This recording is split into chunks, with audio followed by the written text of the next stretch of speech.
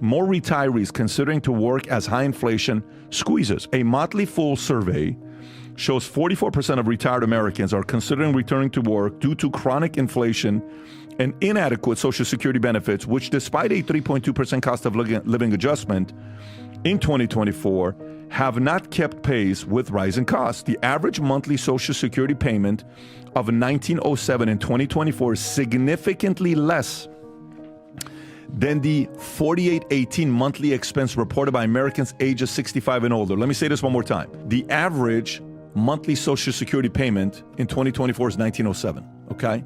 And that is a fraction of what the average American age 65 and older reported spending in 2022, which is $4,008.18, okay? So, with 27% relying on their sole income, inflation and high interest rates have drastically increased costs for necessities, causing severe financial pressure. Financial struggle has led 61% of respondents to report daily hardships, and many are considering retirement plans. About 25% of non-retired investors expect to return to work due to insufficient savings, while 19% doubt they will ever save enough to retire, with another 19% planning to retire later than expected due to inflation. Tom? Well, words talk, numbers scream, and we got a bunch of numbers here. And was very interesting, side by side with this, side by side, Motley Fool's doing this, Harris had a poll. And the Harris poll has been tracking, and boy, it's so surprising that mainstream media, Vinny, doesn't ever talk about this particular Harris tracking poll.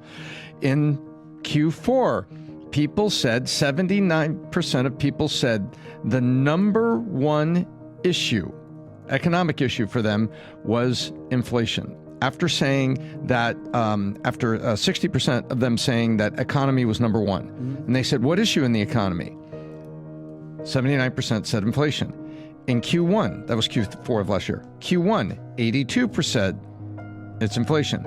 In middle of Q2, May 10th, just passed by, 84% said it was inflation.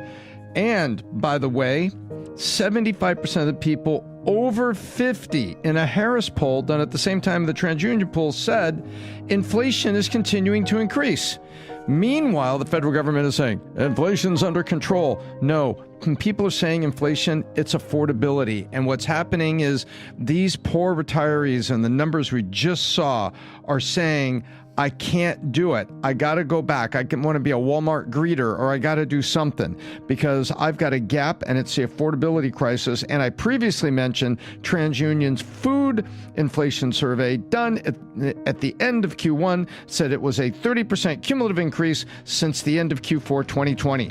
There you have it. There's the numbers. The affordability crisis in America is worse than ever. And now the people who can least afford it are thinking about, man, I got to go back to work. I got to get a side hustle. Grandma has to get a side hustle.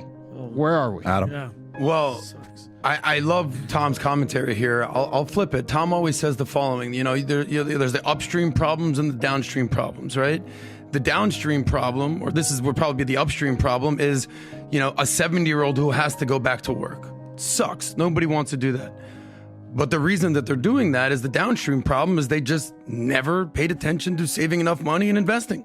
And that's the biggest problem. So what's the message that you guys can take if you're 30, 40 years old, whatever? It's nobody cares about your problems 30 years from now. When it's time for you to retire, what's the average age of our listeners? 30, 40, whatever? I'd say 40. Okay. Yeah. Well, respect to you guys. From a fellow 40-year-old, wink, wink. 30 years from now, when you go to retire and you're like, well, inflation in 2024, no one's going to care in 2054.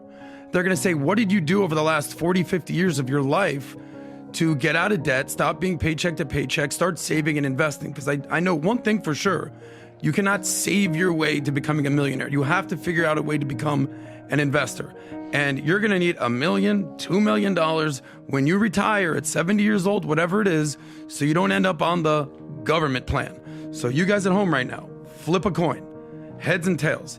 Heads, you're going to have money in retirement. Tails, you're not going to have money in retirement, because the reality is this, 50% of you are straight up going to be on the government plan. And the other 50% are like, oh shit, I don't want to have to rely on Social Security, and I don't have a pension, and I haven't saved enough money. I should probably start that 401k thing that they talk about, that Roth IRA thing. I should probably stop living for today and plan for tomorrow, because if you're 30, you're going to be 40. If you're 40, you're going to be 60. And the reality is, if you don't save that money, you're going to end up one of these old people that in 30 years has to go work. So a couple things. A part of me likes people working in their 70s. Mm-hmm. And you can call me out and be upset and say whatever you want. My dad has had 13 heart attacks, 3 stents in his heart, bypass surgery, God knows how many angiograms, angioplastics, you name it. He takes 50 pills a day. I'm being sarcastic, but it's a lot of pills he takes every day. He's 82 years old. You know why he's 82 years old? Because he just retired 2 years ago. And he finally moved into my house. Till 2 years ago, he was working. Not because he needed to. He could have retired a long time ago. He kept working because he wanted to stay active. Yep. So part of me, if you're listening to this, and let's just say you're 72 years old or 68 years old, and you're like, I don't need the money, dude, go find a job 2 days a week doing something. Find a way to contribute. There's a part of it that for me is not feeling like it's actually bad for you. You're meeting other younger people. There's something that happens.